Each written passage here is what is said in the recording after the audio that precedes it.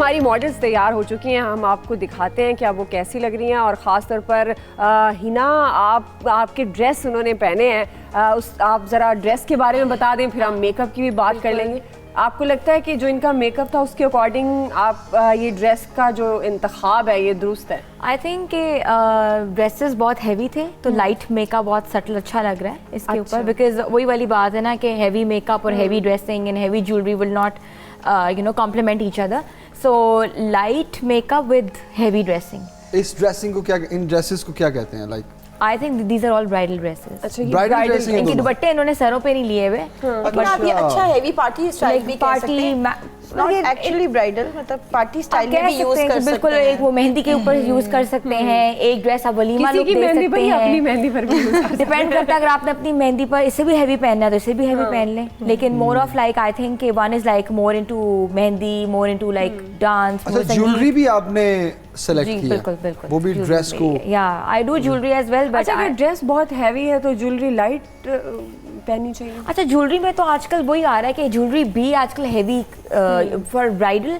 मैं कहूँगी कि ब्राइड्स तो बहुत हैवी पहन रही हैं, और एज कम्पेयर टू दूसरे लोग जिन्होंने शादियों वगैरह पे जाना होता है वो भी आजकल चोकर, माथा टीका, वो माथा पट्टी बहुत चल रही है आजकल। मैंने उनको पहनाई है, एक साइड मैंने दिया। मैं यही पूछने लगी थी। और अच्छा, कलर खास तौर पर जो इस पिंक शेड में जाना, ये भी कोई, इसमें भी कोई खास होता है? मतलब लाइक आप ग्रे भी कर सकते हैं और भी लाइट कर सकते हैं, लेकिन ये कि कलर ट्रेंड एक ह्यूज ऑफ पिंक्स मैंने कराए हुए, tints and shades and tints of pink है ये सारा। डार्क एंड लाइट को कॉम्बिनेशन दिया हुआ है, दोनों में डार्क एंड लाइट है कि आप कॉम्बिनेशन से आपको ये होता है कि आपको अगर आपको लाइट पहनना है तो लाइट के साथ डार्क ले लो, डार्क पहनना है तो डार्क से लाइट पहन लो। ओके जी, ओके। आप तीनों का बहुत शुक्रिया, थैंक यू सो मच आप यहाँ पर आए, क्योंकि हमारा आज का जो टॉप था ग्रूमिंग था। अब हमारी जो मॉडल्स है बिल्कुल तैयार हो चुकी हैं। हमारे नाज़रीन ने भी देखा कि किस तरह से ये मॉडल्स जो हैं वो खूबसूरत लग रही हैं, इस ड्रेस में भी, मेकअप में भी। अस्सलामुअलैकुम, गुड मॉर्निंग, सुबह सवेरे पाकिस्तान में आपको खुशामदीद कहेंगे। और जैसे कि प्रोग्राम के आगाज में आपने देखा, जो कल हमारा हिस्सा रह गया था कि हमने अपनी मॉडल्स की पूरी तैयारी आपको नहीं दिखाई थी, तो वो आज हमने सोचा कि अपना प्रोग्राम शुरू होने से पहले आपको वो पूरी तैयारी दिखा देते हैं। बिल्कुल, टू बी कंटिन्यूड हो गया था, तो वो अभी आपको हमने दिखा दिया। आगे बढ़ते हैं। आज का जो शो है वो ऐसे तरतीब दिया गया है कि जैसे आपने भी व्यू देखा होगा, बहुत सारे खिलौने हैं, गुब्बारे हैं, झूला है। तो क्या होने जा रहा है आज? यही तो मैं परेशान हूँ कि ये जो इतनी चीज़ों के आपने नाम ले दिए और देखने वाले देख भी रहे हैं कि हमारे सेट पर आज बहुत कुछ पड़ा हुआ है। तो आज हम आपको ऐसे लग रहा है गुड्डा और गुड्डी की शादी है आज। मुझे भी यही लग रहा है ऐसे। बचपन की यादें ताज़ा करेंगे आपके साथ, लेकिन सबसे पहले चलते हैं इस्लामाबाद सोहेल भट्टी साहब के पास, उनसे खबरें लेते हैं और फिर आज के शो की मजे की चीज़ें आपसे शेयर करते हैं। सोहेल भट्टी साहब, गुड मॉर्निंग, क्या शेयर करेंगे आज? गुड मॉर्निंग जमील सुकरा साहब, थैंक यू। आज हम अपने नाज़रीन के साथ शेयर करेंगे कि ये मामला है सिंध हुकूमत के साथ जुड़ा हुआ, यानी कि सिंध रेवेन्यू बोर्ड की जानिब से सिंध भर के अंदर जो सिंध सर्विसेज एक्ट 2011 है उसके तहत जो शिपिंग कंपनियां हैं, उनके एजेंट्स हैं और सिंध के अंदर दीगर सर्विसेज फराहम करने वाली कंपनियां हैं, ये इस कानून की मंजूर होने के बावजूद ये सर्विसेज के ऊपर सेल टैक्स की मद में जो कि 13% आयद है, ये सिंध हुकूमत के ख़जाने में जमा नहीं करवा रहे, जिसके नतीजे में सिंध रेवेन्यू बोर्ड को 20 रुपये से ज़ायद का नुकसान का सामना करना पड़ा और ये रकम मुसलसल बढ़ रही है। 92 न्यूज़ ने स्कैंडल को ब्रेक किया, चूँकि हमारे पास कुछ दस्तावेज थी जिसके मुताबिक make shipping company, makes Pakistan और उनके एजेंट्स पाकिस्तान के अंदर सिंध रेवेन्यू बोर्ड के इस एक्ट के मुताबिक सेल टैक्स जमा नहीं करवा रहे थे। जो कस्टमर्स को, अपने क्लाइंट को जो इनवॉइसेस जारी की जाती थी उसके ऊपर ना तो कोई स्टैंप होती थी और ना ही सेल टैक्स का नंबर दर्ज किया जाता था। इस मामले की तहकीकात की तो सिंध रेवेन्यू बोर्ड के जो चेयरमैन के मुशीर हैं मुश्ताक काज़मी साहब, उन्होंने हमें इस बात की तस्दीक की थी कि सर्विसेज एक्ट के मुताबिक तमाम कंपनी के ऊपर लाजिम है कि वो 13% सेल टैक्स जमा करवाएं।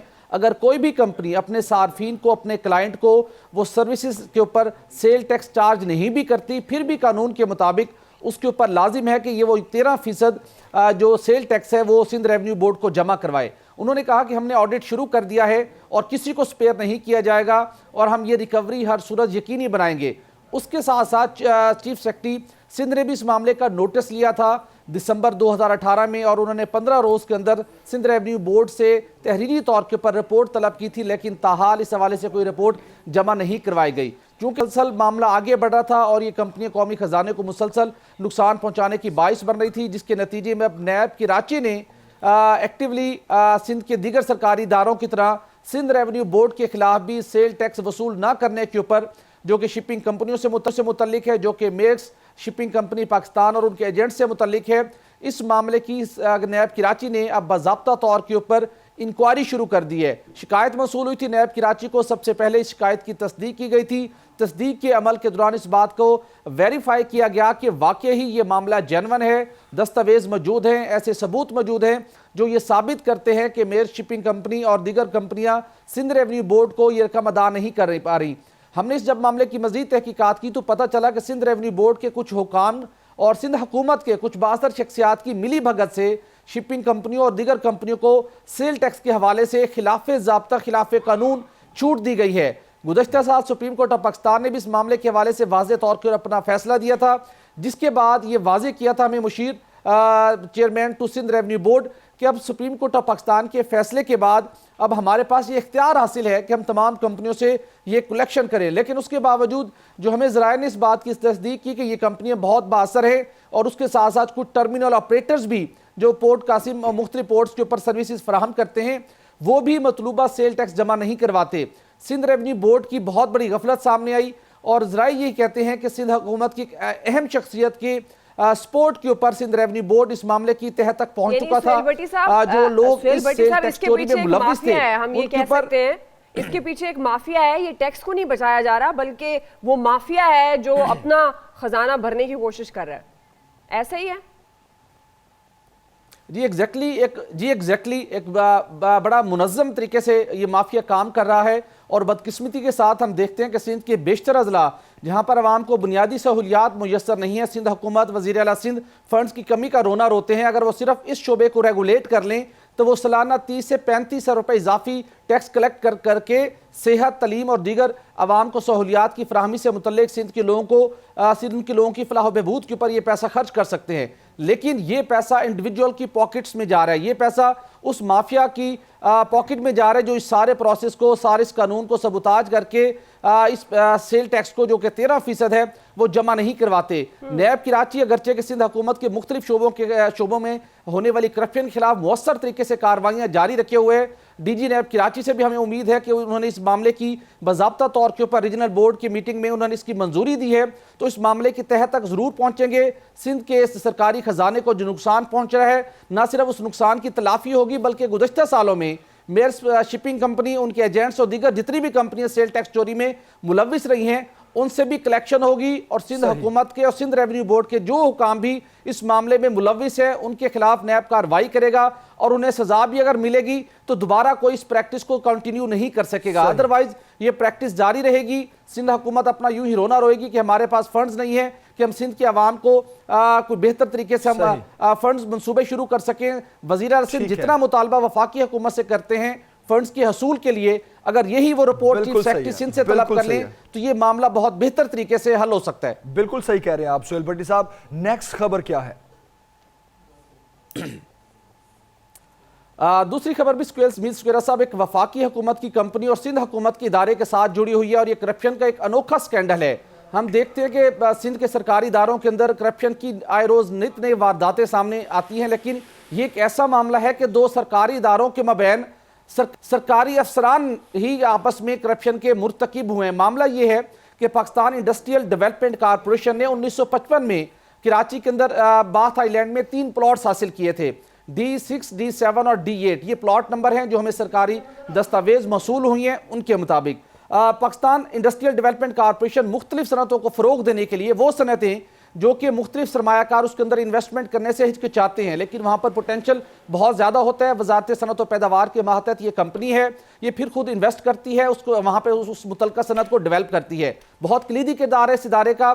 इन्होंने जो 3 प्लॉट्स हासिल किए थे वहाँ पर ये मजीद काम करना चाहते थे, लेकिन पता चला कि हमें कुछ लीज डॉक्यूमेंट्स दरकार हैं जो कि कराची मेट्रोपॉलिटन कॉरपोरेशन से मिलेंगी।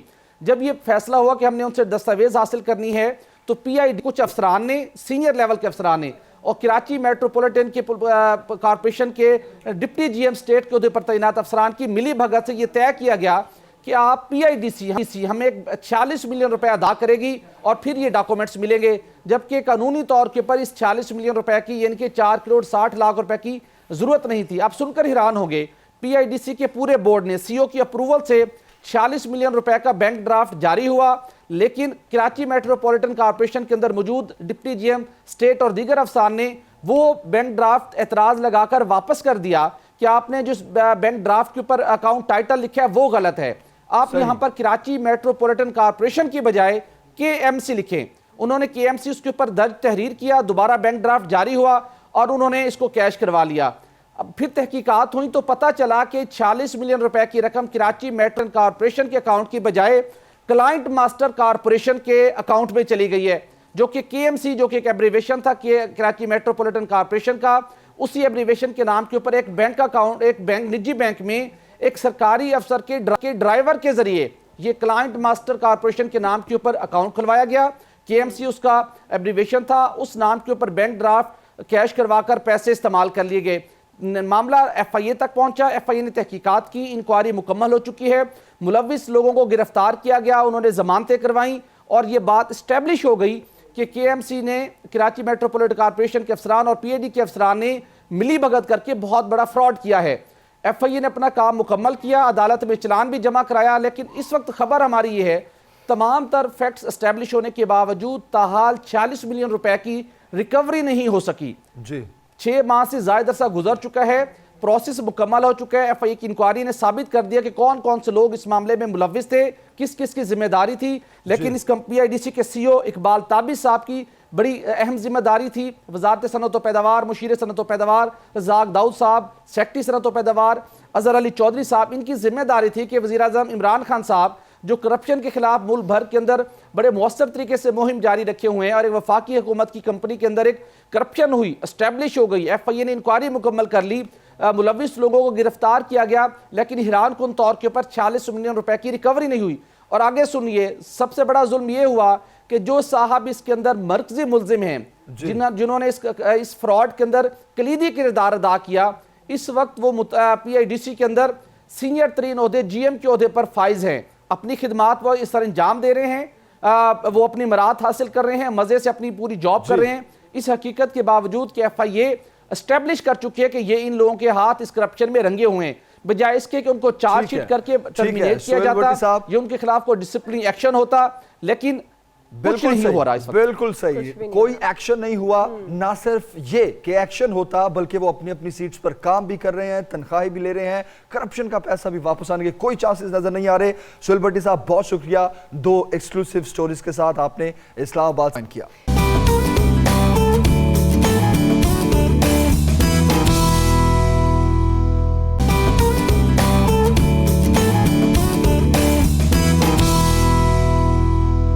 और जनाब, अब चलते हैं आज की अच्छी बात की जाने, जो है बचपन से रिलेटेड। बचपन से रिलेटेड क्या मतलब, समझा कर बताएं ना, क्या बचपन से रिलेटेड? ओके, क्यों ना हम आज की अच्छी बात के हवाले से ये बात करें कि दुआ कोई अपना अच्छा सा वाक़या शेयर करो बचपन का। ये आप मुझे फंसा रहे हैं। आज की अच्छी बात है बचपन, और बचपन में बचपन की यादें, बचपन के खेल। हम देखना ये चाहेंगे कि जब हमारा बचपन था तो हमारे बचपन में कैसे खेल होते थे और आजकल के बच्चे कैसे खेल खेलते हैं, क्योंकि आजकल टैबलेट्स और मोबाइल्स का दौर है, तो ये सब चीजें आज के बच्चे मिस करते हैं। लेकिन आज जो है मैं तो अपने बचपन का वाकया आपको सुनाऊंगी, लेकिन आज मेरे पास कुछ बड़ा ही सीक्रेट है, जो जमील के बचपन की चीजें हैं, जो कि आज मैं अपनी मदर इन लॉ से चोरी चोरी लेकर आई हूँ और मैं अभी आपको दिखाने वाली हूँ। बचपन का दौर एक ऐसा दौर होता है जो कभी लौट कर नहीं आता, और मुझे लगता है कि वो सबसे अच्छा दौर होता है जब आपको किसी की फिक्र नहीं होती, कोई टेंशन नहीं होती, ये भी फिक्र नहीं होती कि आपके जो माँ बाप हैं वो कैसे आपके लिए एफर्ट करते हैं, कहाँ से पैसे लेते हैं। बस अपनी ख्वाहिशात होती हैं, मासूमाना ख्वाहिशात होती हैं, रोना होता है, हंसना होता है। और बचपन की सबसे अच्छी बात जो जमील मुझे लगती है वो ये लगती है कि दिलों में बातें नहीं रहती हैं। हम जब भी किसी से नाराज होते हैं तो फौरन मान जाते हैं, जो मुझे सबसे अच्छी बात लगती है। बिल्कुल, इसका मतलब ये जैसे जैसे हम बड़े होते जाते हैं तल्ख होते जाते हैं।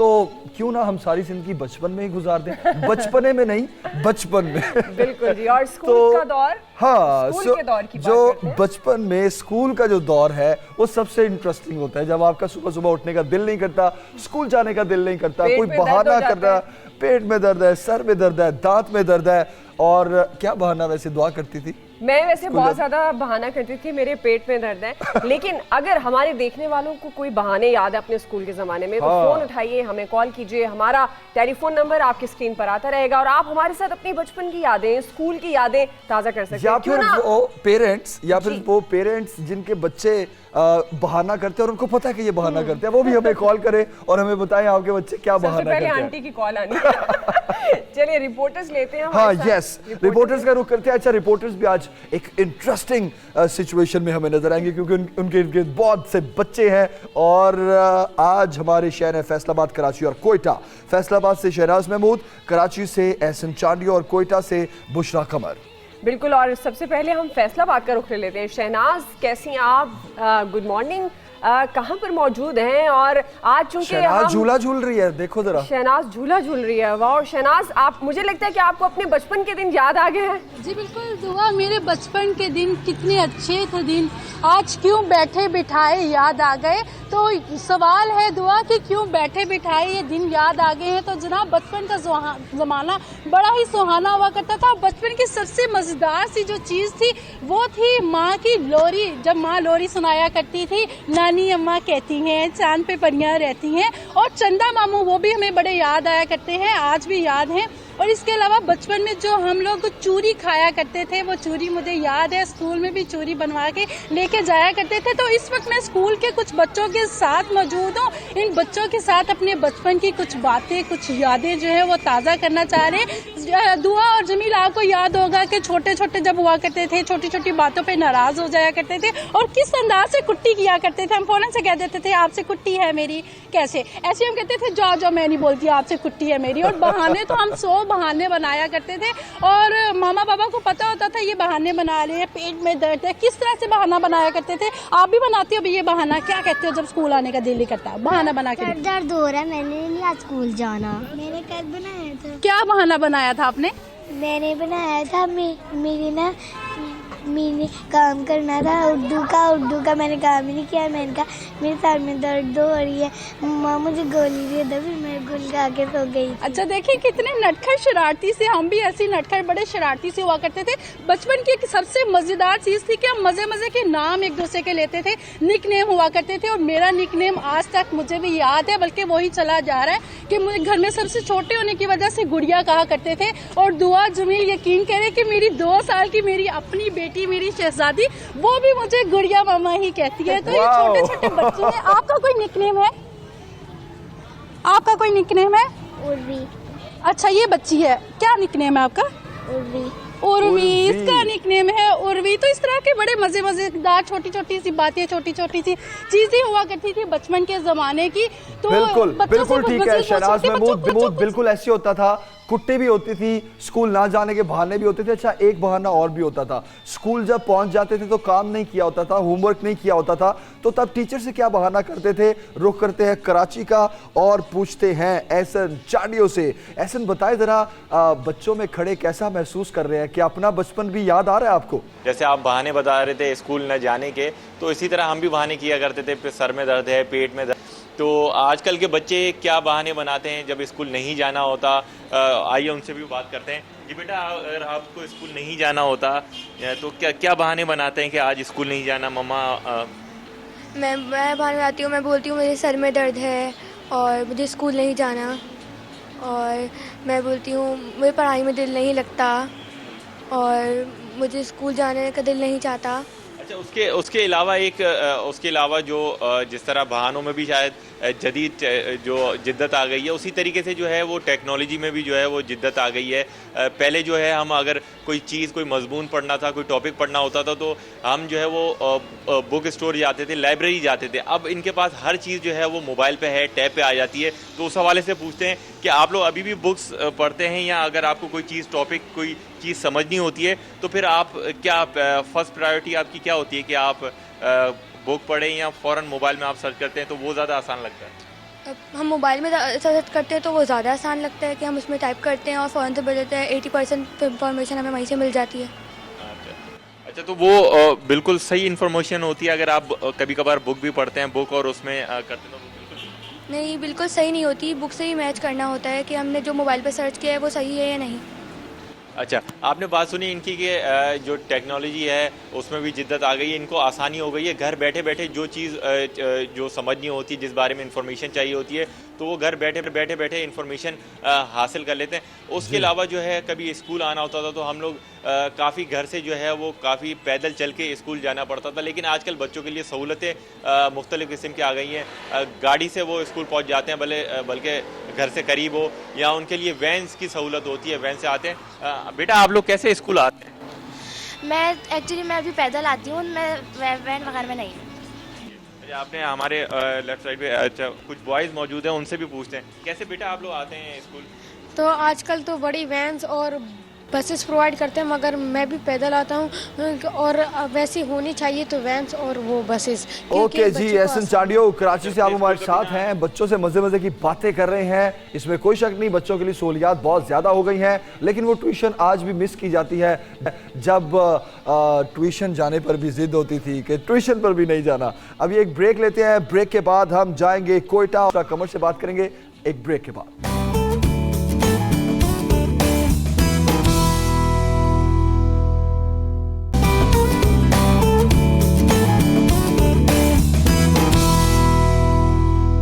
वेलकम बैक, एक बार फिर खुश आमदीद सुबह सवेरे पाकिस्तान में। आज हम याद करेंगे बचपन को, हम याद करेंगे अपने बचपन को, हमारे गेस्ट याद करेंगे अपने बचपन को। आप भी हमारे साथ अपनी बचपन की यादें शेयर करें। चूंकि ब्रेक से पहले हम थे चंद स्कूल्स में, डिफरेंट स्कूल्स में, तो एक स्कूल रह गया था कोयटा का। बुशरा, कमर आपके पास आते हैं सबसे पहले।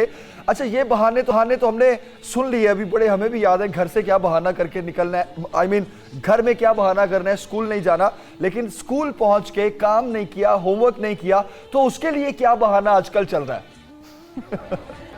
जी बिल्कुल, आज जिस तरह से बचपन को याद किया जा रहा है, तो मैं भी जिस स्कूल में आई हूँ यहाँ पर आकर मुझे अपना भी बचपन याद आ गया, और वो बहाने सारे मुझे याद आ गए जो मैं स्कूल ना जाने के लिए जो किया करती थी। स्कूल ना जाने के लिए जो है मैं अम्मी को यही कहा करती थी कि मुझे बुखार है, लेकिन जैसे ही स्कूल का टाइम ख़त्म होता था वो बुखार एकदम छू मंतर हो जाता था, और अम्मी जो है फिर उसके बाद कड़वी कड़वी दवाइयाँ पिलाती थी, जिसके बाद जो है होश ठिकाने आ जाते थे कि बेटा बहाने किए तो फिर कड़वी दवाइयाँ जो है वो पीनी पड़ेंगी। लेकिन आज भी हम देख रहे हैं कि बच्चे जो हैं वो बहाने ही कर रहे हैं, और स्कूल जाने के लिए उनका बचपन जो है वो कदरे हमसे मुख्तलिफ हो चुका है, क्योंकि डिजिटल बच्चे हैं तो अब डिजिटल के दौर में हैं, उनके बहाने भी जो है वो डिजिटल ही होंगे। इस वक्त भी मेरे साथ कुछ बच्चे मौजूद हैं, आए उनसे जानते हैं कि वो किस तरह से अपने बचपन को गुजारे हैं। जी बताएं, आप किस तरह से शरारतें करती हैं घर में भी और स्कूल में भी, आके बताएं कुछ।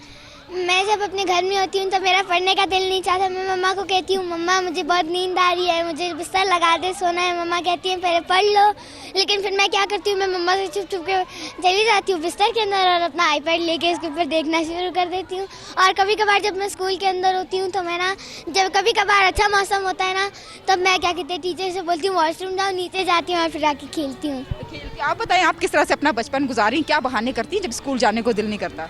मैं कहती हूँ कि नहीं, आज नहीं हो सकता, मुझे बहुत नींद आ रही है। फिर कहती हूँ नहीं, आज मैं बहुत बुखार है, मेरे सर में दर्द हो रहा है, मुझे टेम्परेचर है। फिर कहती है अच्छा आज देखते हैं कैसा टेम्परेचर है। जब चेक करती है ये तो बिल्कुल टेम्परेचर नहीं, अब आओ स्कूल जाना है अभी। आप बताओ, आप किस तरह से आप बहाने करते हैं मम्मा से? मैं ऐसे बहाने करता हूँ कि मेरी टांग में मुझे दर्द हो गई, मुझसे चला नहीं जा रहा, और मैं भी स्कूल नहीं जा सकता, चलना होता है वहाँ तो। आप बताओ, आप किस तरह से बहाने करते हैं और कैसे एंजॉय करते हैं स्कूल में भी? मैं बोलता हूँ कि मेरी टांग दर्द कर रही है, मैं चल भी नहीं सकता हूँ, और स्कूल में मैं बस जी, आप सुन रहे हैं कि यहाँ जो बच्चे मौजूद हैं, आपने उनके बहाने सुने कि किसी के जो है वो टांगों में दर्द शुरू हो जाती है, किसी के सर में दर्द शुरू हो जाता है, पेट में दर्द शुरू हो जाता है, लेकिन जैसे ही स्कूल का टाइम गुजर जाता है उसके बाद सारे बहाने जो है वो ख़त्म हो जाते हैं। बच्चे कह रहे हैं कि वो शरारतें करना शुरू कर देते हैं। इन बच्चों का ये भी कहना है कि अब वो पुराने गेम्स तो इनको पता नहीं है, क्योंकि किसी ने उनको गेम खिलाई ही नहीं, तो वो सिर्फ टैब का इस्तेमाल करते हैं। लेकिन हमने अपने बचपन में स्टापू और पिट्टू गरम, कैंचे खेलते थे, बहुत मज़ा आता था, बहुत इंजॉय करते थे, क्योंकि ये गेम्स ऐसे थे कि इसमें हमें गली मोहल्ले में खेलने का मौका। जिन गेम्स की आप बात करिए वो आज सारा कुछ हमारे सेट पर मौजूद है। तो अगर क्वेटा से आप लाहौर आ सकते हैं with in 15 minutes, half an hour, तो आप आ जाएं, आपको फिर से सारी चीज़ें खेलने को यहाँ पर मिल जाएंगी, जिस तरह हमारे नुमाइंदगान हमें जी बिल्कुल जी बिल्कुल, अगर मुझे मौका मिला तो मैं ज़रूर आऊँगी, क्योंकि ये गेम्स ऐसे थे कि इससे हमारी हेल्थ जो है वो भी बिल्कुल सेट रहती थी। आजकल जो है हम जिस तरह से मोबाइल और टैब का इस्तेमाल करते हैं, तो एक ही जगह पर हम बैठे रहते हैं, वहीं पर हम खा भी रहे हैं, और फिर हमारा जो डाइजेस्टिव सिस्टम है वो भी सारा ख़राब हो जाता है। लेकिन हमने देखा कि हमारे जो गेम्स थे उसमें भागे दौड़े फिरते थे, हर वक्त एक्टिव रहते थे, और वो गेम्स इतने प्यारे गेम्स थे कि अब हम उनको सिर्फ तस्वीरों की हद तक देखते हैं, या फिर जो है अपने किसी पुराने फ्रेंड से मिलते हैं तो उन्हीं से सिर्फ डिस्कस होते रहते हैं। बिल्कुल ऐसे ही है। बुशरा, आपने जिस तरह से बहाने लाइनअप किए, सीरियसली थैंक यू, बहुत मजा आया। आपका बहुत शुक्रिया। शहनाज और एहसन, आपका भी बहुत शुक्रिया। ये तो थे जी आज के बच्चे जो ये कह रहे थे कि हम चोरी छुपे अपने ब्लैक में टैबलेट्स लेके बैठ जाते हैं, जो करना होता है वहाँ पे करते रहते हैं, बहाना करते हैं और फिर अपने टाइम उन टैबलेट्स के साथ स्पेंड करते हैं। आजकल तो ये वक्त आ गया है, ये दौर आ गया है कि लूडो, ये अगर हम लूडो भी खेलेंगे, दिखाएंगे, लूडो भी फोन में है। मतलब हम ये कष्ट भी नहीं करते कि हम लूडो खेल सके, फोन पे लगा लेते हैं लूडो। तो उस लूडो में और इस लूडो में और ये सारी गेम्स में आज के दौर में ये बच्चे जो मिस कर रहे हैं, उनकी जो नशोनुमा है या फिर उनकी जो नफ्सियाती उनकी ग्रूमिंग है, उसमें कितना फ़र्क पड़ रहा है। तो अभी हम रुख करते हैं अपने गेस्ट का। हमारे साथ हैं लाहौर स्टूडियोज़ में डॉक्टर ताहिरा रुबाब, साइकोलॉजिस्ट हैं, और मिनाल जाहिद, स्कूल टीचर भी हैं और साइकोलॉजिस्ट भी हैं। आप दोनों को हम वेलकम करते हैं। Thank you for joining us. कैसा लग रहा है आपको आज का हमारा ये सेट और टॉपिक और बच्चों की बातें? पहले तो ये बताएं। मुझे तो बहुत ही इंटरेस्टिंग और बहुत ही कलरफुल लग रहा है। अपना बचपन याद आ रहा है? अपना बचपन याद बहुत ज़्यादा, और बच्चों के बहाने सुन के तो स्टॉप नहीं हो रही थी अपनी हंसी के। अच्छा, ये बहाने हम भी अपने बचपन में किया। ये इन गेम्स में सबसे ज्यादा कौन सी जानी पहचानी गेम है आपके लिए, आप ये बताएं। For me it was ludo. Ludo, क्योंकि लूडो में जब कजन्स बैठते थे और जब हार रहे होते थे और फिर लूडो को उल्टा देना, उसमें जो फन होता था दैट्स अनरिप्लेसेबल। जैसे ही हारने लगते थे, तो अभी भी लूडो में इतनी चीटिंग करते हैं, बचपन की याद। बिल्कुल, लेकिन जैसे आप लोगों ने बताया कि अब मोबाइल्स में आ गई हैं, तो उस तरह से इंटरेक्शन नहीं होती है, उस तरह से बैठते नहीं हैं, हम बस ऑनलाइन ही खेलते हैं, ऑनलाइन मैसेजेस। तो वो एक जो फन होता था सबके साथ बैठ के खेलने वाला, that's missing from our life. कुछ लोग कौन है? ओके जी, तो कहाँ से स्टार्ट करें? सबसे पहले क्यों ना बच्चों की साइकोलॉजी पे बात करते हैं। सुनने में ये आ रहा है, रिसर्चेस भी बहुत ये कह रही हैं कि जब से मोबाइल फोन्स और टैबलेट्स का रुझान है, तो बच्चे डिफोकस हो जाते हैं, डल होना शुरू हो गए हैं, डाइजेस्टिव सिस्टम्स में उनके प्रॉब्लम आ रहा है। और सबसे बड़ी बात कि हमारे पेरेंट्स और बच्चों में जो गैप है, शायद वो ये जितनी भी एक्टिविटीज़ थी इनसे दूर है, ना सिर्फ दूर है, उनको पता भी नहीं है। तो सबसे पहले तो आप डॉक्टर ताहिरा क्या कहेंगी इस पर? अलमिया कहें इसको या फिर कहें नहीं बस जैसा दौर चल रहा है इसको चलने दें? नहीं, बेसिकली ये अलमिया भी है और दौर भी है, दोनों ही चीज़ें हैं। क्योंकि किसी हद तक इसको अडेप्ट करना हमारी मजबूरी इसलिए कि हम अपने बच्चे को 20वीं सदी में नहीं रख सकते, ये हमारी एक मजबूरी है। मगर हमने इसको अडेप्ट किस तरह से करना है, ये हमें सोचने की ज़रूरत है। क्योंकि अगर हम सिर्फ ये कर रहे हैं कि बीइंग पेरेंट्स, तो जो कुछ भी बच्चे हमारी ही रिस्पॉन्सिबिलिटी होते हैं, उनको हमने ही देखना होता है, और जो भी ब्रॉटअप उनका हम दे रहे हैं वो हम ही दे रहे हैं। हर चीज़ को, चाहे वो डिजिटलाइज हो चुकी हुई है, उसको किस तरह से यूटिलाइज़ करना है, ये पेरेंट्स ने प्लान करना होता है। और अभी भी बहुत सारी ऐसी एक्टिविटीज़ हैं जो कि प्लान की जा सकती हैं। आप अपने रूम में बच्चों के साथ जो क्वालिटी टाइम के साथ गुजार सकते हैं। इसमें कोई शक नहीं कि पहले वाले बच्चे जो थे वो ऑफ कोर्स उनका इंटरेक्शन बहन भाइयों के साथ ज़्यादा था, पेरेंट्स के साथ ज़्यादा उनके टाइम गुजरता था। उस वक्त पेरेंट्स के पास भी ज़्यादा, मुझे लगता है, टाइम होता था। अब पेरेंट्स अपनी अपनी लाइफ में इतने ज़्यादा बिजी हो चुके हैं और उनको बड़ा आसान लगता है कि बच्चों को मोबाइल से दिए, वो अपने काम में बिजी रहेंगे, आप अपने काम में बिजी रहेंगे। अब वो आपको, बच्चा रोता है, मदर जो फ़ौरन उसको अपना कोई मोबाइल दे देती है अपनी जान छुड़ाने के लिए। अब मुसीबत ये है कि अब बच्चे की कहा यह जाता है कि अर्ली 2.5 ईयर्स में अगर बच्चे का स्क्रीन एक्सपोजर बहुत ज़्यादा होना शुरू हो जाए तो उसकी लैंग्वेज हैम्पर होना शुरू हो जाती है। यानी पर डे वो 200 वर्ड्स जो है नहीं सीख पाता अगर उसका स्क्रीन एक्सपोजर ज़्यादा हो जाए। और बहुत सारे इवन ऐसे बच्चे भी हैं जो मैंने खुद अपनी प्रैक्टिस में देखे हैं कि उनका लैंग्वेज डेवलप ही नहीं हो पाता, क्योंकि अक्सर मदर्स जो हैं वो फोकस, बेशक आपने मोबाइल देना है, आप फोकस कीजिए कि आपने मोबाइल में दिखाना क्या है, वो उससे बच्चे की लर्निंग में क्या चीज़ें हेल्प जो है वो हो सकेगी, क्योंकि मोबाइल को भी आप प्लान कर सकते हैं अगर आपके पास इतना टाइम नहीं है कि आप खुद से चीज़ों को कर सकें। मगर अक्सर ये देखा जाता है कि वो सिर्फ जो है ना माइम्स की तरह के कार्टून्स जो में लगे हुए होते हैं वही बच्चों को दिखाए जाते हैं, जो कि उनकी ना तो लैंग्वेज को डेवलप करते हैं, ना उनके सोशल स्किल्स को, और ना ही उनकी मेंटल एबिलिटीज़ को जो है वो ग्रो कर पा रहे कहीं ना होते कहीं हैं। पेरेंट्स की बहुत जिम्मेदारी होती है। और कंपेयर करें कि हमारे दौर के पेरेंट्स किस तरह से अपने बच्चों की केयर करते थे और आज के, जाहिर है जब मुआशरा चेंज हुआ है, बहुत सी चीजें नई आई हैं, तो वो बहुत कुछ बदल गया है। बिल्कुल।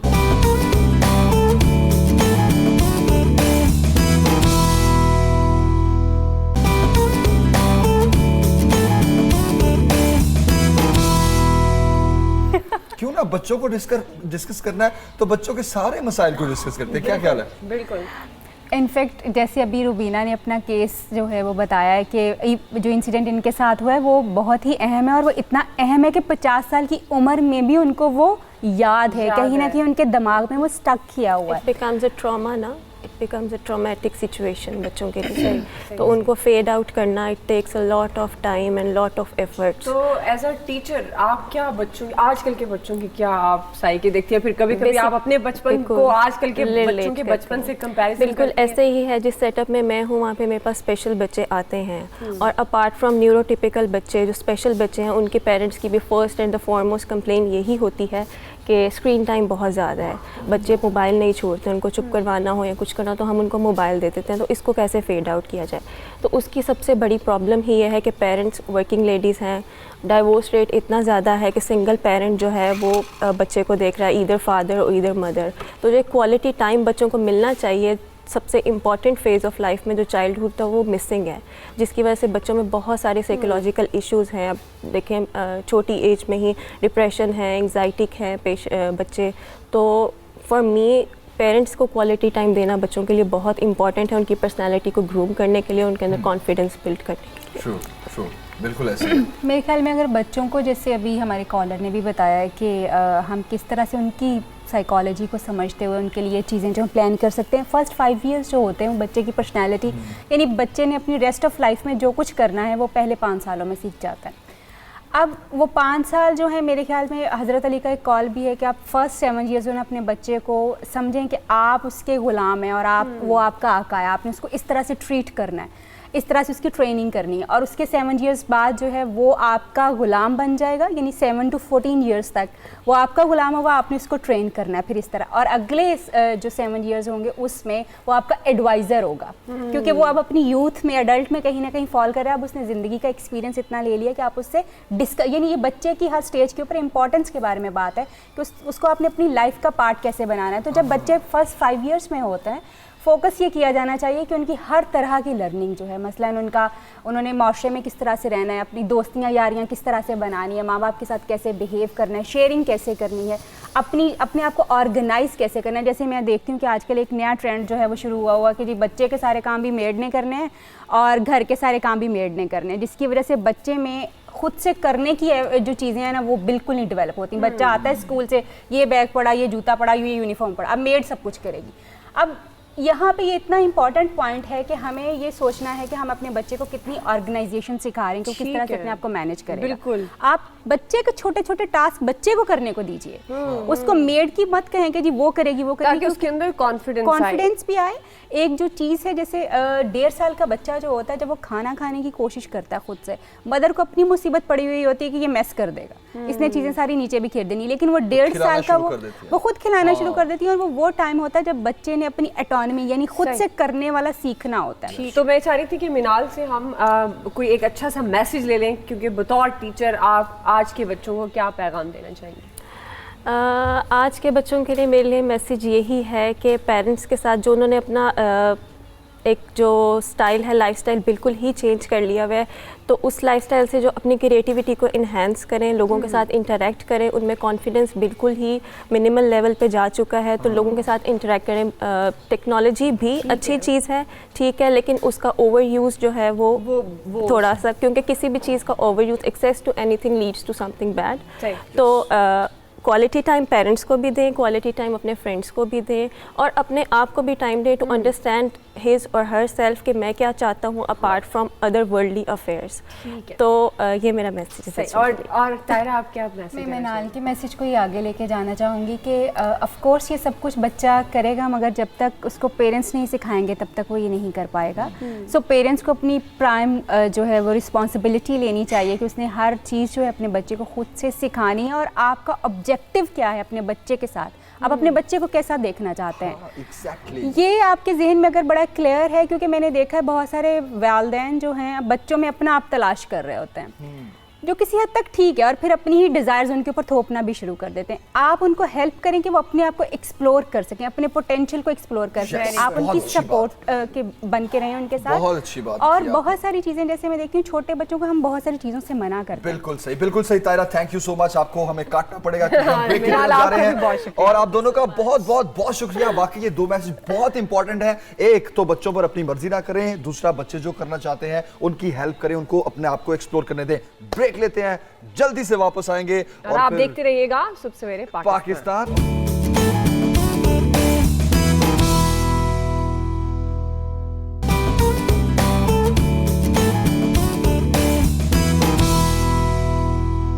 आज बचपन को याद कर रहे हैं हम, और हमारे गेस्ट बड़े स्पेशल हैं। आज क्या बातें करेंगे हम इनसे, कैसे स्पेशल है? हम इनसे इनका बचपन पूछेंगे, क्या इनका बचपन कैसे गुजरा और कितने शरारती थे। स्पेशल क्यों है?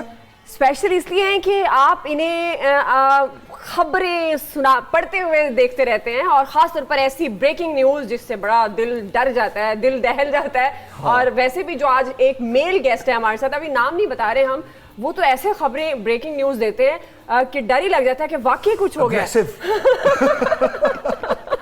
ये दो गेस्ट हमारे कैम कट हो चुका है जनाब।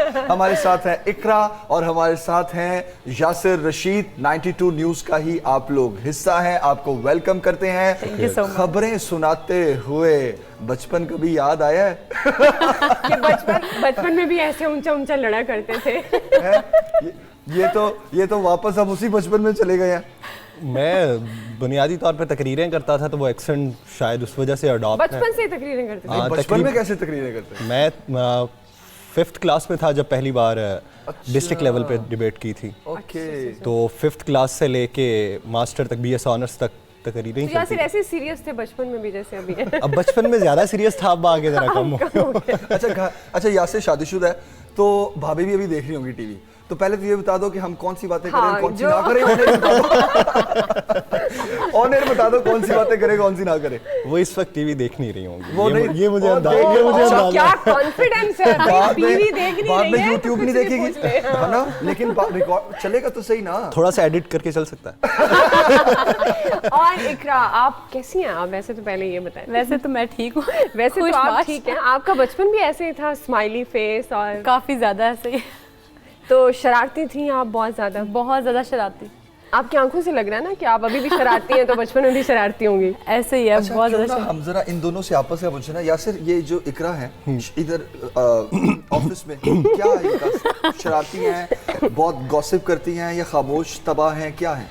स्क्रीन पे आप देखें तो आपको यूं लगेगा कि जैसे बहुत खामोश तबासी है, बस टू द पॉइंट बात करेगी। हाँ। लेकिन जो ही पैकेज कोई कट हो जाएगा, हाँ, तो फिर मोहतरमा के चुटकुले शुरू हो जाते हैं। और वो कैसे वाले? फॉर एग्जांपल एडिट कर दो। इसको थोड़ा सा एडिट ही रहने दें। ये बोलती हैं तो इस तरह, यानी पूरे कैमरामैन जो स्टूडियो में मौजूद होते हैं या दूसरे एंकर हजरात ये बात करेंगी, अरे तेरे बाल बहुत खराब आ रहे हैं, तू बिल्कुल चाऊ लग रहा है। ये बुनियादी तौर पे इनका अल्फाज है, इसलिए मैं कह रहा था कि एडिट रहने दे तो अच्छी बात है। ओके। तो इकरा बचपन में भी ऐसे ही थी जैसे अभी यासिर बता रहे हैं आपके बारे में? ऐसे ही है, वैसे शरारती थी मैं थोड़ा, और मतलब हंसी मजाक, बातें लगाना, ये बातें लगाना नहीं, लेकिन वैसे ही हंसी मजाक इसी तरह से। यासिर के बारे में बताएं जरा। यासिर काम के दौरान, ऑन कैमरा, ऑफ कैमरा, क्या आदत है यासिर की? वैसे जितना खामोश तबा कह रहा है, ये है नहीं इतना खामोश तबा, कोई भी नहीं है इतना सीरियस, बिल्कुल भी नहीं होता। ये खुद भी पूरा मजाक करता है और खूब। क्या मजाक होते हैं वो? अभी क्या पूछना चाह रहे हैं? कोई बात नहीं, कोई बात नहीं, खुल के बताएं। यासिर आज की मौका है, आज के बाद मौका नहीं मिलेगा। इसके बाद यासिर के साथ ही मैंने काम करना है। कोई बात नहीं, बता दें, वो उसके ज़हन में रहेगी वो बात। ये मुझे लग रहा है कोई ऐसी बात है जो बताना नहीं चाह रही हैं। ऐसे ही है कुछ। अच्छा चले, ये बताएं कि बचपन की कोई ऐसी बात जो बहुत याद आती हो आपको कि ओहो बड़ी जल्दी बड़े हो गए हैं, काश बचपन में ही रहते। कुछ भी स्कूल से रिलेटेड भी हो सकती है, घर, कजन्स, फ्रेंड्स। वैसे मुझे तो लगता है मैं बचपन से अभी तक बाहर आई नहीं हूँ। उसी तरह का हंसी मजाक और उसी तरह की चीज़ें अभी तक चल रही हैं। कोई इतना ज़्यादा चेंज, बहुत ज़्यादा चेंज नहीं आया। बचपन में कभी गुम हो गई हो? गुम नहीं, मैं गुम नहीं हुई। बचपन में कभी किसी ने कमरे में बंद कर दिया हो? तो स्कूल जाते हुए कोई बहाने बनाती थी आप? स्कूल जाते हुए हाँ, वो बड़े बहाने क्या बहाना होता था? जो बहाना बार बार बनाती थी वो क्या होता था? पेट दर्द का होता था, कोई टेस्ट होता था तो पेट दर्द का। ये बड़ा कॉमन बहाना है, ये सभी यही बहाना करते हैं। पेट में दर्द हो रहा है तो फिर छुट्टी मिल जाती थी या नहीं? मम्मा कहती थी नहीं जाना है जाना है। वो नहीं, वो बस फिर मैं रोना छोड़ देती थी तो फिर मम्मा कहती नहीं इसकी पेट में दर्द हो रहा है। तो आज भी ऐसा होता है कि ऑफिस आने का दिल ना हो तो बंदा दिल करे यार ऑफिस फोन कर दो, पेट में दर्द। ऐसे पूछो कि तब पेट दर्द का बहाना चल जाता था, अब चलता है कि नहीं चलता? मैं ये भी चाह रही हूँ ना कि जो हेड हैं वो भी देखे ना कि इकरा अब छुट्टी करेगी तो पेट के दर्द का बहाना बनाए। तो इकरा सीरियसली अभी बनाती अब नहीं बहाना। आप कोई और बहाना होता होगा ना? नहीं अब कोई बहाना नहीं बनाता। अब कोई सीरियस चीज भी हो ना तो वो चलता ही नहीं, अलाउ ही नहीं है जी, नहीं आपने आना ही आना। तो यासिर आप क्या क्या बहाने बनाते थे? सच सच बोलना आपने। स्कूल ही जाना, आज क्या बहाना होता था? मेरे ज़्यादातर बहाने होते नहीं थे क्योंकि मैं गवर्नमेंट स्कूल में बहाना होता होगा। अच्छा ये इतना सीरियस होके बैठा हुआ है, इतने सीरियस जवाब दे रहा है। एग्जैक्टली मेरा कोई बहाना होता नहीं था। और भाई कभी तो हुआ होगा ना? बताता हूँ। मैं गवर्नमेंट स्कूल में पढ़ता था तो ज़्यादातर बच्चे गवर्नमेंट स्कूल में जाने से घबराते हैं क्योंकि आपने गवर्नमेंट स्कूल में पढ़ने वाले बच्चे जो हैं वो टाइम पे काम नहीं करते, ज़्यादा खेलने का शौक होता है, तो टीचर बड़े सख्त हुआ करते थे वहाँ पे। तो मैं वो 5 क्लास से डिबेट कर रहा था तो वो 6ठी से भी स्कूल में डिबेट कर रहा था। अच्छा एक काम करते हैं, 5th क्लास से डिबेट शुरू हुई है ना, उसके पार हमने जाना नहीं, हमने 5th से पहले रहना है, ठीक है? अच्छा ये देखिए, ये किसकी पिक्चर है? ये किसकी तस्वीर है? ये मेरी अपनी तस्वीर है। ये की अपनी जाती तस्वीर। जाती तस्वीर। और वाह, ये कौन सी क्लास है? कर रहे हैं। ये 6ठी क्लास। अच्छा, ये 6ठी क्लास में भी अच्छा बड़ा नहीं लग रहा है। सब लोग उम्र चोर नहीं होते। और ये कौन सी क्लास की? ये 2nd ईयर। ये आप मॉडलिंग कर रहे हैं इसमें? Sort of. अच्छा रियली? ये क्या फड्डा हो गया? ये तो मुझे यूनिवर्सिटी की लगती है। चीख के बता रहे हैं वतन में हाजिर हूं। कराची में। अच्छा आप ममदूद हुसैन साहब से भी मिले हुए हैं? क्या बात है, इतनी बड़ी हस्ती है यासिर, आप ऐसे इजी ले रहे हैं। अरे वाह। तो यासिर ये सारे अवार्ड आपको स्कूल में मिले? जी ये तकरीबन 14 साल के अवार्ड। अच्छा गुड, वेरी नाइस यासिर, बहुत पढ़ाकू बच्चे हो यार। तो यासिर अपनी कोई बहुत बचपन की पिक्चर नहीं आपने शेयर की? बहुत बचपन की? ये तो आप वही 5 ईयर से ऊपर ही शेयर की। बहुत बचपन की है नहीं कोई। अच्छा चलो फिर अब 5th क्लास के बाद की कोई बात नहीं करनी है, ठीक हो गया, उससे पहले की बात करिए। ओके 5th क्लास में यासिर होगा 10 साल का, ऐसी है 9-10 साल का। उससे पहले 9, 8, 7, 6, 5 ये सारे साल डिस्कस करते हैं।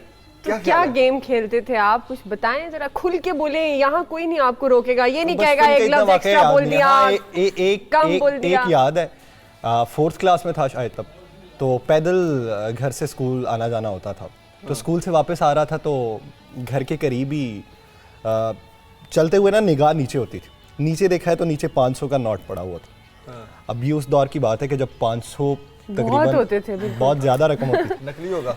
नकली नहीं था, असली था। वो 500 का नोट पड़ा हुआ, मैंने उसके ऊपर रख दिया पाँव रखा है और फिर मैं इधर उधर देख रहा हूँ और तकरीबन मैं 5 से 7 मिनट उधर ही खड़ा रहा हूँ।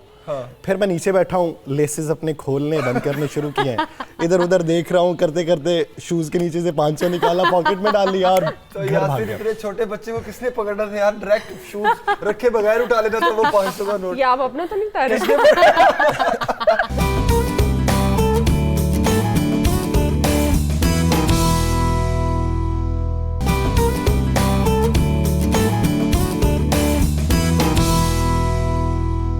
अच्छा मेरे पास ना एक चीज है।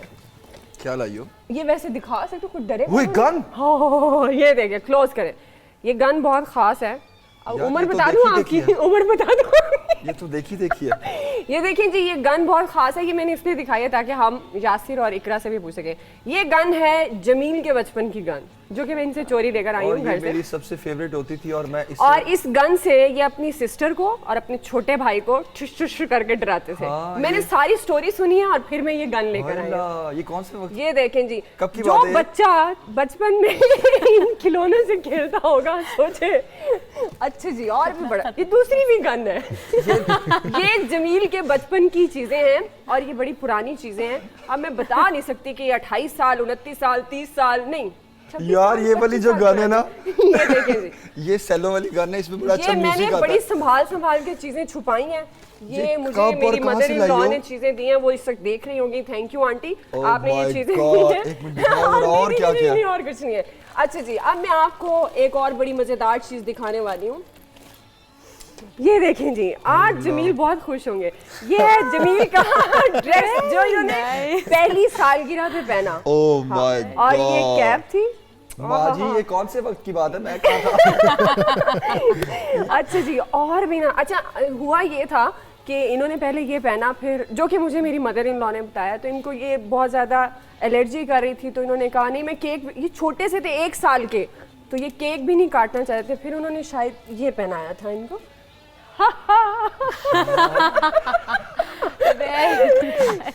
तो और ये जमील की कुछ चीजें जो कि मुझे खुफिया मिली और मैं लेके आई। वैसे कैसा लग रहा है आपको? ये देखिए कितने छोटे थे, ये कितने छोटे थे आप और अब कितने बड़े। ये अब आपको पूरी आ जाएगी यार वाओ वाओ जी। अस्सलाम वालेकुम, कौन है हमारे साथ?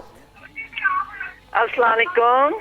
वालेकुम अस्सलाम, कैसी हैं आप आंटी? मैंने आपको पहचान लिया। अच्छा, आपने मुझे पहचान लिया? जी, मैंने आपको पहचान लिया। माँ जी, मैंने भी पहचान लिया। आई समझ। आंटी, सिर्फ आपने मेरे से बात करनी है। मैंने ये जो चीजें अभी दिखाई हैं आपने देखी होंगी जमील। अच्छा, हाँ, मैंने आपकी चीजें देख ली हैं, आपने मुझे पहचान लिया। वाह भी वाह। बिल्कुल। तो कौन हूँ मैं, बताएं?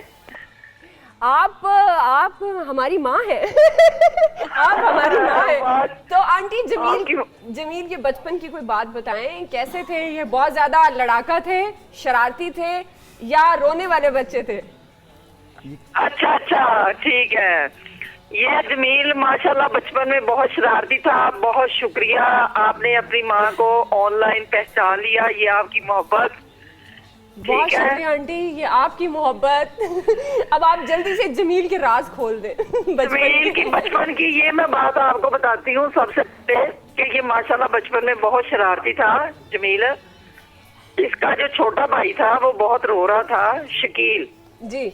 मैंने जमील को कहा, बेटे कि आप इसको चुप करवाएं, शकील को खामोश करवाएं, मैं जरा किचन से ना इसकी वो ले आऊं, दूध का फीडर ले आऊं जी। कहने लगा मम्मा जी ठीक है। 2 मिनट बाद ना जैसे ममता भड़कती है, मैंने कहा अच्छा, रोते रोते जैसा बच्चा चीखता है ना, शकील रो रहा है, उसका साउंड ना आस्ता हो गया शकील का। तो मैं भागी किचन से, अभी फीडर नहीं आया। मैंने कहा जमील ये शकील रो रहा था बेटे, एकदम आवाज बंद हुई है, भागी आई हूँ। इसने उसके मुंह के ऊपर तकिया रखा हुआ है, शकील ऊपर बैठा हुआ है शकील, उसके मुंह पे जमील साहब। मैंने जल्दी से इसके नीचे तारा मुंह से तकिया हटाया और वो मुंह नीला हो रहा है शकील का। मैंने कहा जमील ये क्या किया आपने, ये क्या किया? मैं रोने लगी। तो मम्मा खुद ही कहा था चुप करवा दो, की बात आ रही थी, मैंने उसके मुंह पे तकिया डाल दिया। जमील की पहली शरारत। और दूसरी शरारत ये कि इसको माचिस का बहुत शौक था चलाने का जी। ये स्टोर में गया, स्टोर में जमील, वहाँ पेटियां और ट्रंक रखे होते हैं ना, उनके ऊपर कवर होते हैं। इसने माचिस जलाई और उस कवर को आग लगा दी। एक दूसरा तीसरा, काफी जब खूब भड़की ना आग, शोले इसने देखे तो भागता हुआ फिर बाहर आया, कहने लगा वो स्टोर में आग लगी। हम सारे भागे। वो मेरा मुलाजम था जाफर, वो बाजी, वो तो इतने शोले हैं, पानी उसके ऊपर गिराया, स्टोर से आग बुझाई। तो आपने जमील यार ये क्या किया? अगर ये सारा जल जा, मम्मा ये तो मैंने देखा कि शोला कहाँ तक जाता है, ये तो पूरा ही मर गया। तो इसका मतलब वो आंटी ये बहुत ज्यादा शरारती थे और शरारतों में ये बहुत ज्यादा एक्सट्रीम पर चले जाते थे। लेकिन ये जो आज बातें हुई है ना, आज ही मुझे घर आने दो। नहीं आंटी, आप टेंशन नहीं लें। आंटी बहुत शुक्रिया आपका, आपने शेयर किया हमारे साथ जमील का बचपन, और खास तौर पर आपने जो मेरे साथ ताउन किया, ये जो छोटी छोटी चीजें थी यकीन करें बहुत अच्छी लगी। मुझे जरा ये तो बताओ। घर जाकर बताएंगे। बहुत शुक्रिया आंटी आपका। और ये जो हमने चीजें जमील की दिखाई, इसका मतलब ये भी था कि आपकी भी कोई ऐसी चीजें इकरा हैं ऐसी जो नहीं, ये तो बचपन में शरारती थे, शरारती नहीं थे, तकरीबकार थे, हम शरारती तो यासिर आप क्या गन से खेलते थे आप? तो यासिर आप क्या आप खेलते थे इन गनों से? ये वापस कर दें जरा, इधर रखें। हाँ आराम से, ये बार-बार दिखाऊंगी मैं तो खो गया हूँ इनमें। तो इकरा आपकी कोई ऐसी चीजें हैं घर में? बहुत सी चीजें, लेकिन मेरी छोटी बहनें हैं, उन्होंने सब कुछ तोड़ फोड़ के रखे, कुछ भी नहीं अब बचा, सारा टूटा फूटा पड़ा। अच्छा मैं खिलौने भी तोड़ देता हूँ सारे छोटे बहन भाई। तो ये कैसे बचे हुए? ये पता नहीं कैसे बचे। ये हनूत की हूँ मैं शायद। ये मैं ही हूँ। है सीरियसली? इतनी छोटी सी, आप तो इतनी बड़ी हैं। ये तो बचपन के ना, बहुत। कितने साल की पिक्चर है ये? मुझे एग्जैक्टली पता नहीं है, बचपन बिल्कुल याद नहीं है, ब्लैक आउट हो गया। ब्लैक आउट क्या हुआ था इकरा बचपन में कि सब भूल गए? नहीं ऐसी कोई बात नहीं, लेकिन ये है कि ज्यादातर मेरा बचपन तो हम लोगों का छुट्टियों में कश्मीर में ही गुजरा हुआ है। अच्छा अभी कैसा लग रहा है? हमने आपके बचपन की यादें ताजा कर दी, अभी आप खुद को देख रही हैं, आपकी हंसी नहीं रुक रही। ऐसे ही मेरी मामा जब पिक्चर्स निकाली, मैं कहती नहीं ये नहीं अच्छी लग रही मुझे, कहती नहीं जी ये बचपन की ऐसी होती है सारी। अरे वाह, ये देखें, ये है बचपन की सही पिक्चर्स है ना। हाँ। कितने बहन भाई हो आप इकरा? हम माशाल्लाह से 7 बहनें और एक भाई। अच्छा माशाल्लाह। और आपका कितनवा नंबर है? मेरा 5वां नंबर है। 5वां नंबर है, ओके। तो आपके अलावा भी घर में कोई शरारती है? मेरे अलावा मेरे बड़े बहन भाई तो एक्सट्रीम लेवल के शरारती हैं, जिस तरह कि आप तकरीबकारी करते थे ना, वो वैसे वाले तकरीबकार थे, वो शरारती नहीं थे। और लड़ाई झगड़े किससे होते हैं ज्यादा? लड़ाई झगड़े ऐसे तो नहीं होते वैसे, लेकिन ये है कि आपस में मतलब हम सारे घुल मिल के रहते हैं, कोई लड़ाइयाँ झगड़े ऐसे नहीं होते कोई बहुत ज्यादा इस तरह के। हाँ एक दूसरे को तंग करना वगैरह लगा रहता है। हाँ ईशा, वैसे ये भी बड़ा अच्छा है जब बहन भाई ज्यादा हो ना, आपकी बड़ी अच्छी उस टाइम, अब आप बोर नहीं होते, बहुत शरारतें करते हैं। अगर एक से नाराजगी हो भी दूसरे हैं। हाँ यासिर कितने बहन भाई हो? हम 4 भाई 3 बहनें, 2 मदर्स हैं। अच्छा। 2 मदर्स हैं। हाँ मैं फर्स्ट मदर से हूँ। फर्स्ट मदर से हम 2 बहन भाई हैं, सेकंड मदर से 2 भाई 1 बहन। अच्छा मतलब टोटल 7 बहन? 7 बहन भाई। ओके। और मैं सबसे बड़ा हूँ। और सबसे बड़ा हूँ? अरे अच्छा, इसीलिए संजीदा थोड़ा। लेकिन बचपन में इतना संजीदा यासिर होता था, मैं नहीं मान सकता। मेरा दिल करे किसी बहन भाई को कॉल पे लेके ना उनसे जरा पूछे किससे कहानियां। छोटे भाई के साथ एक वाकया याद है। हाँ भाभी को बचपन का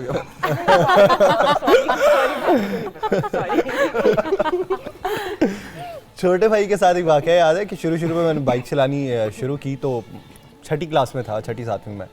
तो उस वक्त वो छोटा भाई पीछे बैठा हुआ है, तो 1 व्हीलिंग करने का शौक चढ़ा। अब उसने पीछे सब्जी पकड़ी हुई और पीछे बैठा हुआ। मैंने बाइक रोकी, चलाते 1 व्हीलिंग करनी नहीं आती थी। बाइक रोक के 1 व्हीलिंग की है और वो भैया उठा है और वो नीचे। घर जाके मैं बहाने लगा रहा हूँ कि नहीं ये पीछे से खुद कूदा है तो गिरा।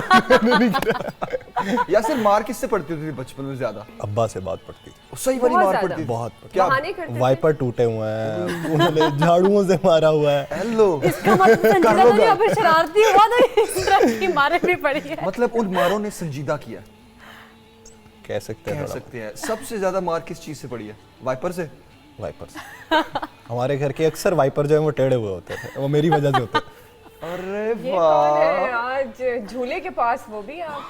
वालेकुम अस्सलाम मेरीन, कैसी हैं आप? मैं बिल्कुल ठीक ठाक, खैरियत से हैं? मैं देखिए आपको खुद वहाँ से लेने आती हूँ। आप मुझे लेने आ रही हैं? मैं खुद आ जाती हूँ। मुझे लगता है आपको झूले से बहुत प्यार है। अस्सलाम वालेकुम, कैसी हैं? बहुत शौक था मुझे आपसे मिलने का। बचपन में सबसे प्यारी चीज अच्छी लगती होगी ना? झूला? नहीं, मैं झूला काफी ले लिया। मैं इतनी देर से झूला ही तो ले रही थी, आप लोग बातें कर रहे थे, मैं झूला ले रही थी। अच्छा, झूला सबसे ज्यादा पसंद होगा फिर आपको बचपन में? झूले मुझे बहुत पसंद थे, और मैं तो जहाँ हम गाड़ी में अगर सफ़र कर रहे होते थे कि लॉन्ग रूट पे या इस तरह अब्बू के साथ अम्मी के साथ, तो जहाँ झूले नज़र आते थे कि 2 मिनट रुक जाए, 2 मिनट रुक जाए।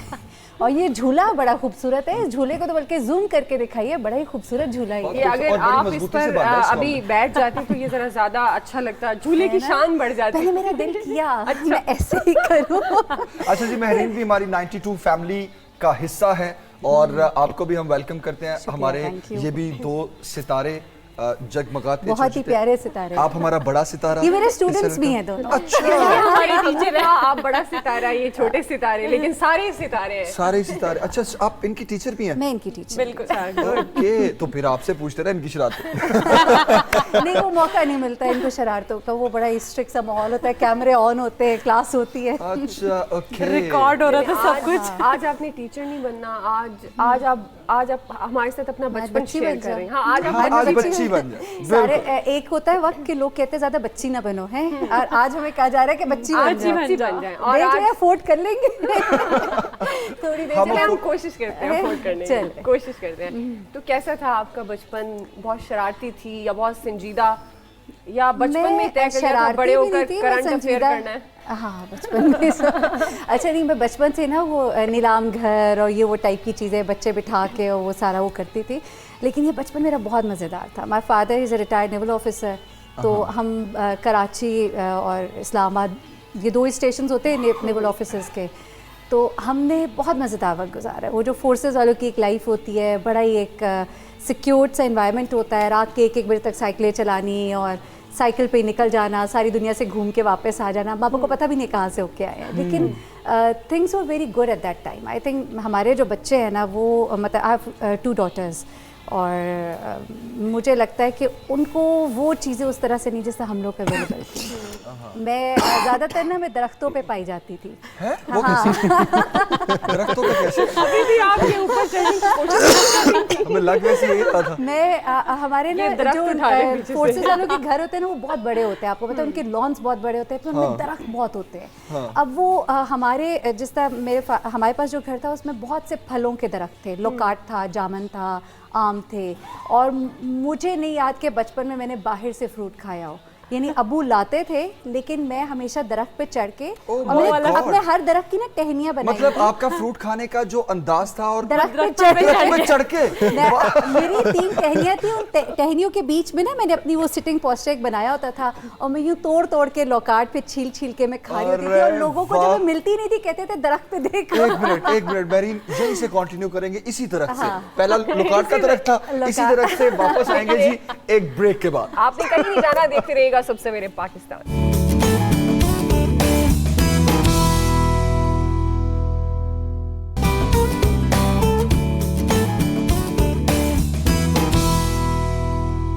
तो महरीन, आप लोकाट के दरख्त पर थी बचपन में कितनी दफा दरख्त से आप गिरी, ऐसा इत्तेफाक हुआ? या आप इतनी माहिर थी कि गिरती नहीं थी? नहीं, गिरी वैसे दरख्त से कभी भी नहीं, और बहुत ऊपर तक। अभी हम ब्रेक पे वही बात कर रहे थे कि मैं कई दफ़ा, हम दरख्त तो चले छोड़े, हम तो छतों पे चढ़ते थे लटक के, और मैं बड़े ऊपर तक जब चली जाती थी किसी जगह, तो नीचे उतरना बड़ा मुश्किल होता था। वो फिर समझ नहीं आती थी कि मैं उतरूँ कैसे। चढ़ना आसान है, उतरना ज़रा डेंजरस होता है। कौन हेल्प करता था? नहीं जी, वो फिर खुद ही वहाँ पे कोनियाँ मेरी और गोडे छोडे मेरे होते थे खराब। दरख्त से मैं कभी नहीं। तो कितने बहन भाई हैं आप? मेरे 3, एक मेरा बड़ा भाई है और एक मेरा छोटा भाई, और मैं अकेली अकलौती। अच्छा, ओके। तो फिर तो बनती होगी आपकी लड़ाइयाँ, फड्डे शड्डे तो नहीं होते होंगे?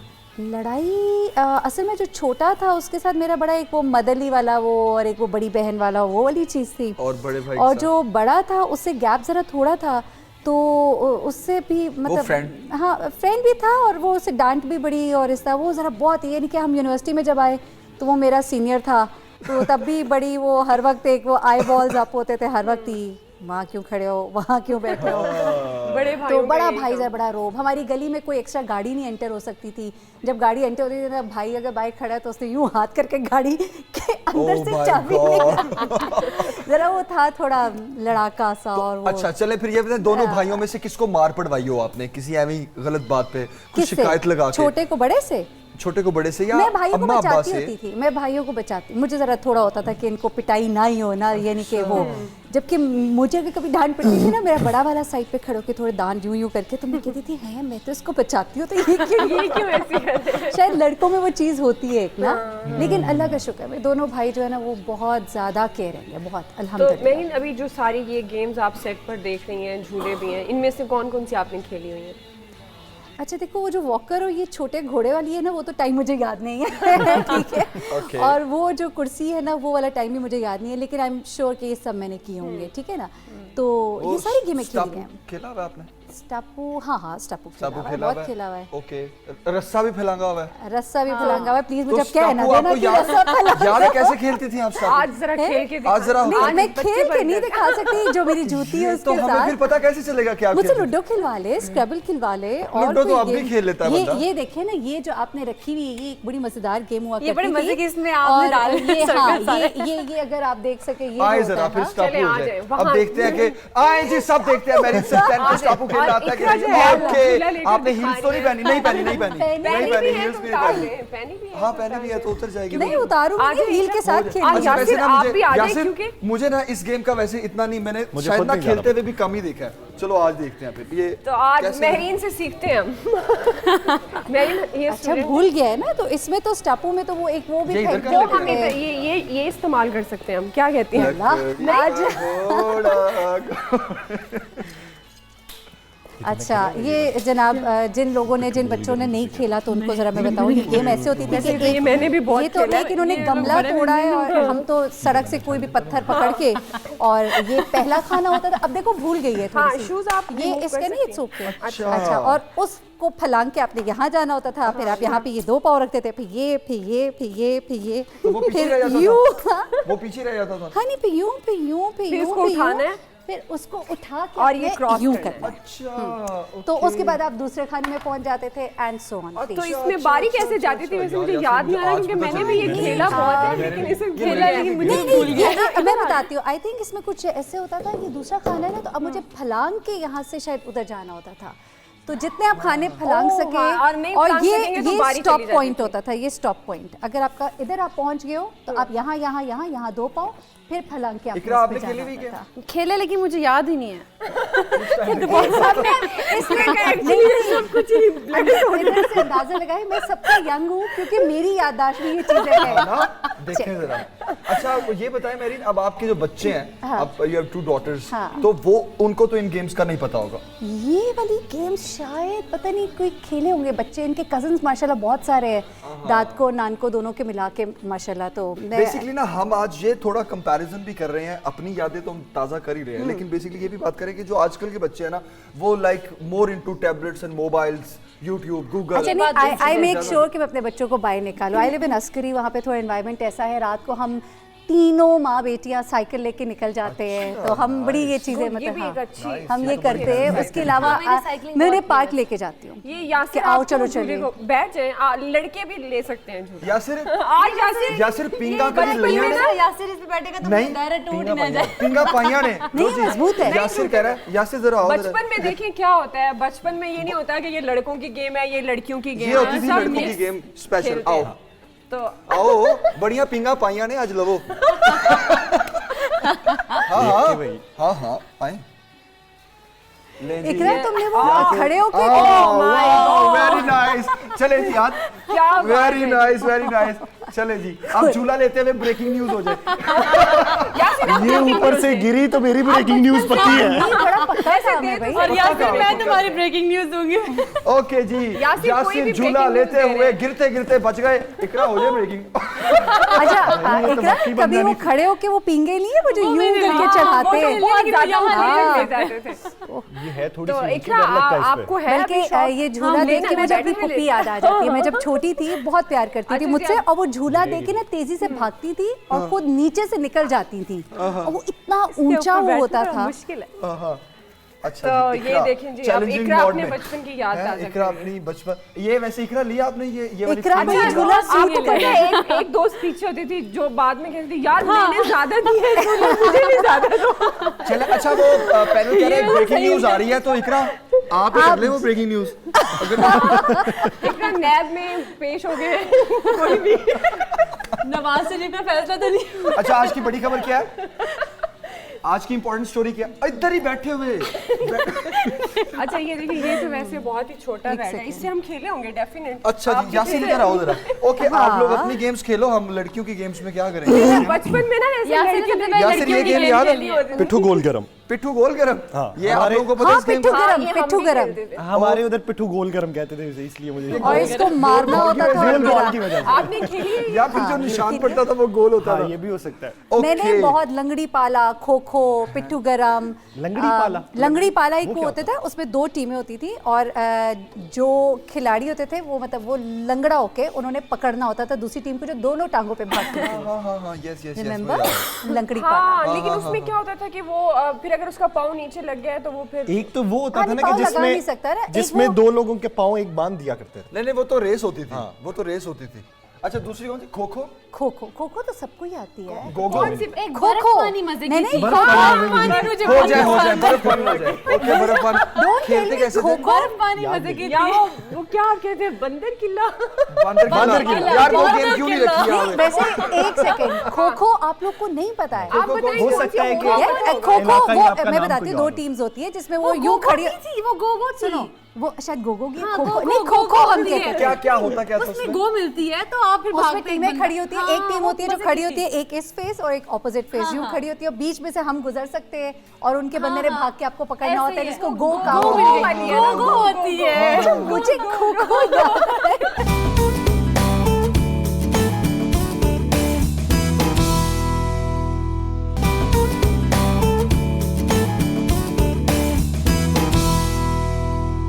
अच्छा, बर्फ पानी याद है किसी को? बर्फ पानी भी खेला, थी, हाँ। लेकिन मुझे याद नहीं वो है शुरू बर्फ क्या पानी भी कैसे- बारी फ्रीज हो किसकी आती जाते थी? थे, फ्रीज। हाँ, लेकिन वो बारी कैसे आती थी? लाइक पुगम पुगाई। हाँ, पुगम पुगाई। ओके हो जी, पुगम पुगाई हो जाए। ओके, 1 2 3 4 तीन लोग ये ऐसे हाँ, कर, ऐसे करें ना, करें चले। अच्छा, दोबारा करें। लो ये है, ये पता चल यार ये इसका मतलब खेलने का कोई मूड नहीं, खेलने का कोई मूड नहीं। बचपन में चलाकियां नहीं होती, अब एंकर्स है ना सारे यहाँ पे। ओके, अच्छा, इसको बर्फ पानी को छोड़े, अब चिड़िया उड़ी, कौवा उड़ा, और वो हो जाएंगे। इधर ही खेल लेते हैं वैसे, वहाँ पर सही और हवा में नहीं बने। एक होता था अक्कड़ बक्कड़ बम्बे वो, 80-90 इधर और ही। एक और होता था वो क्या, कोकला छपाकी। नहीं नहीं, वो जिसमें वो यूं करते थे पे थप्पड़ पिटता था वो। ये सुपंजू, ये सुपंजू। बड़ी मजे की गेम। हमें ज्यादा हाथों वाली गेम मजे की थी। ये वो सुपंजू। किसको मार सबसे ज्यादा पड़ती थी? वो मुझे बड़ी दुआ मार को पड़ी। दुआ के भाई से बहुत मेरे मार भाई पड़ती थी। को मुझे मुझे भी बड़ी मार पड़ी है। हम मारते होते थे। हैं? ये एक हाथ इधर रखा, दूसरा इधर रखा, इधर से इशारा किया, इधर से थाड़ मार। कसम से ये बहुत ही जालिम गेम आए थी। जी, बैठते हैं, थोड़ी और बातें करते हैं। लूडो हो जाए फिर। 1 2 3 4 5 लोग लूडो कैसे खेलेंगे? सांप वाली खेल लें। ओह, इतनी खतरनाक गेम। यार सीरियसली, वॉकर याद नहीं होगा, इवन ये घोड़ा भी। वॉकर वाला मुझे एक किस्सा याद है, मेरे अब्बा जी सुनाते हैं, मुझे तो याद नहीं, अब्बा जी को याद है। कहते हैं कि मैं बाइक पे निकल रहा हूँ ऑफिस के लिए, तुम पीछे से वॉकर में थे और रोते रोते आए, मैंने भी साथ जाना, मैंने भी साथ जाना, मैंने तुम्हें डांटा है कि वापस चलो। तो वो स्टेप थे, यानी कमरे से बाहर निकलते हुए आपने आना है गिराज में, तो स्टेप थे, तो मैं भागा भागा आया हूँ, तो स्टेप से गिर गया हूँ नीचे। मेरे यहाँ पे लगी चोट और यहाँ से फट गया, यहाँ से ब्लड निकल रहा है। अब्बा जी को गुस्सा, उन्होंने कहते मैंने थाड़ लगाई तुम्हारे। दो और ये नहीं वॉकर का वो किस्सा याद है। ये बहुत होता है कि अगर आपने कान बचते हैं ना उसके बाद। यार ये वैसे मुझे लगता है ये इस तरह की चीजों ने ना यासिर को सीरियस किया बचपन है। की स्टोरी बुक्स कौन सी पढ़ी है, किस किस ने, क्या क्या क्या क्या पढ़ी है? नोनेहाल, इकरा आंख के लिए बचोली। एक मैसेज है, क्या मैसेज है जी? सॉरी, क्या मैसेज है जी इकरा के लिए? इकरा गेस करेगी क्या मैसेज हो सकता है। की स्वीट मेमोरीज हैं हमारी, लेकिन ये है कि एक हम हमेशा याद रखेंगे, वो ये है कि एक बार इकरा ने और अली ने मिल के पापा की एक मेजरिंग टेप थी जिसको तोड़ दिया था, और पापा को झूठ बोलने से बहुत ज़्यादा नफ़रत थी। उन्होंने जब पूछा कि किसका कारनामा है, किसी ने कोई जवाब नहीं दिया और सबको मार पड़ी, इकरा को भी, लेकिन इकरा ने नहीं बताया कि ये किसका कारनामा है। तो ये मेमोरी जो है वो हमारे लिए बहुत ज़्यादा मेमोरेबल थी और बहुत लविंग भी कि उसने खुद मार खा ली लेकिन उसने वफा का रिश्ता निभाया। अरे वाह। अच्छा बहन भाई लड़वाते भी बचाते भी है ना। हाँ। मैं अपने भाई को बहुत बचाया, उसको वही मैंने बताया ना, मेरे इकरा पापा की आंखों में आंसू आ गए भाई, ये तो देखा ही नहीं आपने। ये सब हमारा बाहर वाली तो नहीं? नहीं इधर ही हो। आप रोना शुरू हो गई हो। नहीं वैसे मैं थोड़ी इमोशनल, मेकअप खराब हो जाएगा। अभी सेंटी नहीं होना, अभी तो हम अच्छी अच्छी बातें कर रहे हैं, अच्छी अच्छी यादें ताज़ा कर रहे बचपन हैं। क्यों इतनी जल्दी खत्म हो जाता है, क्यों इतनी जल्दी गुजर जाता है, हम इतने बड़े हो जाते हैं। सीरियसली वो बातें वो बड़ी याद आती हैं कि हम कोई टेंशन ही नहीं है, कोई फिक्र ना फाका, ठीक है। और अब हमारे सिवाय टेंशन के कुछ भी नहीं पालते। क्या कहेंगी मेरीन, आप तो आपके तो 2 बच्चे भी हैं, यू आर मदर, तो टेंशन। असल में बचपन बड़ा ही मज़ेदार होता है, केयर फ्री होता है। अब मेरी मदर शी इज़ नो मोर, और मैं वो वक्त बड़ा मिस करती हूँ जब अम्मी होती थी, अम्मी की प्रेजेंस, उनकी मौजूदगी, वो एहसास, और मतलब बहुत ही। और अब अपना ना मतलब बचपन में कोई फिक्र नहीं है, कुछ करना है, खाना है, पीना है, मेंटेन करना है, चीज़ें करनी है, ये जिम्मेदारियाँ, केयर फ्री। और सबसे बढ़ के ये कि आप जैसे जैसे बड़े होते हैं आपको बहुत सारे एहसास, जिम्मेदारियाँ, उस टाइम पे ना आपका बिल्कुल दिल पाक साफ, बिल्कुल प्योर होते हैं आप। और लड़ाई भी होती थी तो फौरन हम सुलह हाँ। कर लेते थे, दिल में कोई बात ही नहीं होती थी। शायद यही वजह है कि वो स्ट्रेस बचपन और में मज़ा आता था। मुझे याद है Feeling बचपन की strong बरसातें, बचपन के मौसम, बचपन की रेनबो, बचपन के देखे हुए पहाड़ों का वो जो लुत्फ आता था, वो अब उस तरह नहीं आता। वो जो उस वक्त मैं कई दफ़ा कहती हूँ कि ये उस वक्त तो कुछ और लगता था, अब ये कुछ और लगता है। मैं इट्स ब्यूटीफुल आपकी आंखें भी भर आई हैं, तो मैं ये आंखें पूछना भर- चाहती हूँ इसका मतलब है आप इमोशनल हो गई है। नहीं इमोशनल, मैं नींद से भर आई हूँ। पानी से भर आई है। इकरा क्या याद आ रहा था रोते हुए? नहीं वो मुझे याद आ गया कि वो मार पड़ी थी भाई की वजह से हम सबको, तो मैंने उनको ना मार की मतलब दर्द मैं याद बताया आई नहीं। मार की दर्द याद आई है। अच्छा मैं मार में मुझे बड़ी वो चलाक याद आ थी, गया मैं कि बिस्तर मेरे के भाई नीचे को छुप बचा जाती लिया थी। था। कोई ऐसा टाइम होता था ना मैं बेड के, और मज़े की बात ये कि वो मुझे बेड के नीचे कोई ढूंढता नहीं था, पता भी होता था मैं बेड के नीचे हूँ। तो हमारे घर में सबसे पहले ढूंढते ही बेड के नीचे थे। वैसे ये भी है, कोई चीज़ भी। मेरी एक दफ़ा मैंने आइसक्रीम ला के फ्रिज में रखी और मैं ढूंढूं बाद में मेरी आइसक्रीम कहाँ गई, तो मेरी छोटी बहन ने बेड के नीचे बैठ के वो खा ली थी और प्लेट बेड के नीचे रख दी। तो मैंने पहले देखा मुझे आइसक्रीम नहीं फ्रिज में मिली, मैं बेड के नीचे जा देख के देखा तो एक प्लेट पड़ी थी खाली। सबूत। इकरा सुना गाना भी गाती हो, गाने का बड़ा शौक है। नहीं और यासिर बता रहा था इकरा की आवाज भी बड़ी अच्छी है। हाँ, ये हमें यासिर ने इन्फॉर्मेशन दी है। ये यासिर ने चोरी गलत छुपे। इन्फॉर्मेशन दी है, मुझे कोई गाने का शौक नहीं है। यासिर ने क्या चलिए, बड़ा कुछ अच्छा गाना गुनगुना है, दे। गाना। हमें पक्के ना हो जाना। ये यासिर कह रहा है मैंने कोई इन्फॉर्मेशन नहीं दी, पक्के ना। यासिर फौरन नहीं कहते होते यार, कहा था इसने। अच्छा चेक करो जरा वैसे। कितनी कोऑर्डिनेशन है। चेक करें इनकी जरा है। कोऑर्डिनेशन तो इकरा ये कोऑर्डिनेशन सर काशिफ को बता दें। कौन सा आज गाना? उन्होंने देख ली होगी। कौन सा गाना सुनना है इकरा से? कोई भी जो इकरा अपनी मर्जी से गा दे। मुझे आता ही नहीं इस तरह से कोई गाना। सीरियसली नहीं आता। चलिए, यासिर गलत नहीं कह सकता। ये हो ही नहीं सकता किसी को गाना गाना ना आता हो। मेरी इतनी बेसुरा खूबसूरत गाना। आवाज़ है। बेसुरा हो, बेसुरा भी चलेगा। बेसुरा भी चलेगा। आपके बाद दुआ भी गाएगी। फिर मिलके गाते। आपको पता नहीं वो ये क्यों सही कह है, रहे हैं। वैसे मिलके गाए, चले। आपको पता नहीं वो क्यों कह रहे हैं, क्योंकि मेरी जो आवाज है ना दुआ वो की इतनी आवाज बहुत अच्छी खूबसूरत है, खूबसूरत मधुर आवाज है, सुनते ही दिल करता है अगला गाना भी फौरन हो जाए। चलिए इकरा, इससे पहले कि कोई और सच बात में मुझे इस तरह से कोई गाना आता ही नहीं है। चलिए अच्छा, अब इकरा को और ज्यादा यार, मैं- इसरार नहीं करते। इकरा को रहने देते, तुम सुना दो। Seriously, चलिए यासिर, हो जाए, आप हो जाए दुआ। यासिर तो मेरा ख्याल अच्छा बचपन का वो गाता गाना हम है। सुनेंगे दुआ से, बचपन का वो गाना सुनेंगे दुआ से जो बहुत सुना होगा दुआ ने, ठीक है, ठीक है। रेडियो पे, टीवी पे, कहीं ठीक पे है, भी सुन लेंगे हो आप। जाए, हो सुन जाए, लेंगे। हो अच्छा, जाए, हो आपने तो आइफ भी लगाई हुई है इस साइड से, इनका क्या कसूर है? सुनना है? नहीं सुनना? नहीं सुनना है, जरूर सुनना है, जरूर सुनना है। महरीन सुनेगी? हाँ सुनना है। महरीन, आप इनकी बातों में मत आए। ये मेरे से बोल रहे हैं कि अच्छा। आप गाना गाओ, इनकी बातों में आप मत आए, क्योंकि ये इन्हें पता है कि मुझे गाना नहीं आता। आप गाना पढ़ दो। गाना पढ़ दो, वाओ, ये लब भी पे आती है दुआ बन के। ये गाना तो नहीं है। बचपन का कहा है ना, तो बचपन का। अच्छा चलो, आप एक बोल मिनट, देते। एक मिनट, ओके। बचपन में जा चुकी हो, और वो जो स्कूल स्टार्ट होने से पहले एक असेंबली होती थी, उसमें होता था ना, हाँ, लब पे यही आती होता है है। ना, लब पे आती ठीक है दुआ तो वो बन के। कैसे होती थी, वो सुना वही दो। सुना रही हूँ, लब पे आती है दुआ उस बन के। तरह जैसे वो पढ़ता था। कुछ नाते और हमदे भी हुआ करती थी ना असेंबली में। बिल्कुल बिल्कुल। तो महरीन मैं आगे जा रही हूँ। ओके अच्छा महरीन आपकी और क्या ऐसी कोई याद जो अभी भी आपको कोई अफसोस हो, यानी मैं ना उधर सुन रही वो अभी हम बात को खत्म कर रहे हैं ना, तो महरीन अभी स्कूल का जमाना या कॉलेज भी बचपन ही होता है एक्चुअली ना, तो कोई ऐसा रिग्रेट आपका कि यार मुझे उस वक्त ये करना चाहिए था या ये भी होना चाहिए था जो आज भी आपको याद आता हो? यार माशाल्लाह वो बचपन, वो अर्ली जवानी, वो टीनेज, वो सब बड़ा ही मज़ेदार था हमारा। मतलब वो इतना अच्छा था कि मैं कुछ भी नहीं रिग्रेट करती उसमें से, बल्कि हमारी फ्रेंड्स बहुत थी और हम लोग का बड़ा मज़े के हमारे ग्रुप्स हुआ करते थे। उस ज़माने में बड़ा रवाज था कि जी ग्रुप्स होते हैं ना अपने 4-4 5-5, और माशाल्लाह वो ग्रुप हमारा अभी तक है। My friends they still my friends, और हम लोग अभी तक वही हम 4 लोग ग्रुप में, हाँ, और इधर उधर बाहर जाके भी हम जब भी इकट्ठे होते हैं।